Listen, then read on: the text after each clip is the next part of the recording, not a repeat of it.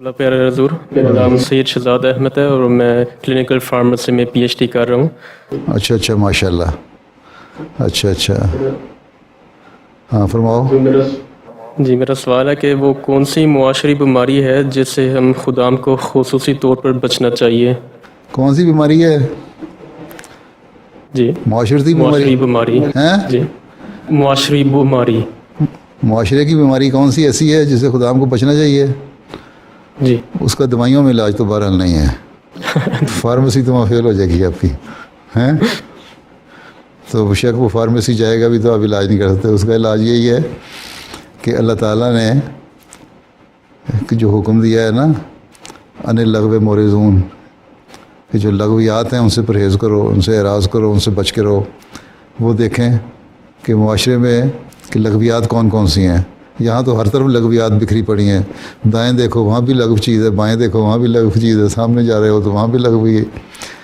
اچھائیاں بھی ہیں معاشرے میں، لیکن برائیاں زیادہ ترقی کر رہی ہیں آزادی کے نام پہ، ٹھیک ہے؟ آزادی کے نام پہ برائیاں بڑھتی چلی جا رہی ہیں اور غلط قسم کی آزادی کی تعریف کی جا رہی ہے۔ اس لیے ایک احمدی نوجوان کو جو حقیقی مسلمان ہونا چاہیے، اس کو ان چیزوں سے اللہ تعالیٰ کے حکم کے مطابق چلتے ہوئے لغویات سے پرہیز کرنا چاہیے، اور دیکھنا چاہیے کہ میرے گھر میں اگر ٹی وی لگایا ہے تو ان میں ایسا پروگرام نہ دیکھوں جس سے اخلاق پہ برا اثر پڑتا ہو۔ باہر جا رہا ہوں تو اللہ تعالیٰ نے فرمایا کہ تم نظریں نیچی رکھو یا آنکھیں ذرا نیم باؤ کر کے دیکھو تاکہ برائیوں پہ نظر نہ پڑے۔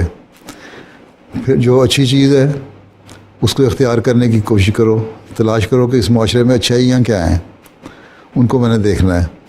یہ نہیں کہ اس پورے معاشرے سے، ان ملکوں سے نفرت ہم نے کرنی ہے، اچھائیاں بھی ہیں ان کو بھی دیکھنا ہے۔ بڑے بڑے یہاں بھی شریف لوگ ہیں جو مذہب پہ عمل نہیں کرتے، لیکن ان کا اخلاق ان کے اچھے ہیں۔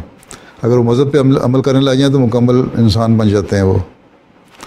اگر ایک احمدی مسلمان ہے، اپنے کہنے کو تو میں مذہب پہ عمل کرنے والا ہے اور 5 نمازیں بھی ٹکرے مار کے پڑھ لے گا، لیکن اخلاق اس کے اچھے نہیں ہیں تو وہ اچھا مسلمان احمدی نہیں ہے۔ تو یہ چیز، اصل چیز یہی ہے کہ یہ احساس پیدا ہو کہ ہم نے لغویات سے بچنا ہے۔